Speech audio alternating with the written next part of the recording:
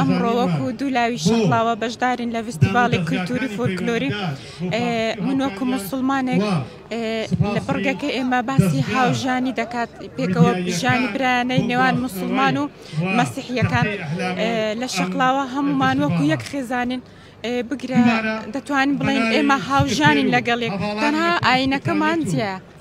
ئەو کۆترانە چییە بەدەستانەوە؟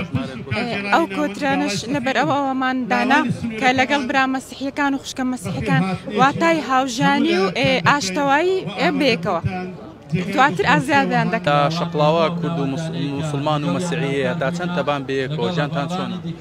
خوای برادری موسڵمانیشم هەیە لۆ جێژنانە پێکەوەینە جێژنەی مەیە دێنەکردمان جێژنەی وان ئەس نەکردیان ئەو یانی لە خۆشی و ناخۆشی بەیەکەوە بەشداریەکان تەبان لەگەڵ یەکتری موسڵمان و مەسیحی ناوەڵە ناخۆشیمان لەگەڕوان نیتمان وڵە زۆر عیبان نییە لەگەر برادارایەتینە و فەرق و جیاوازمان نییە.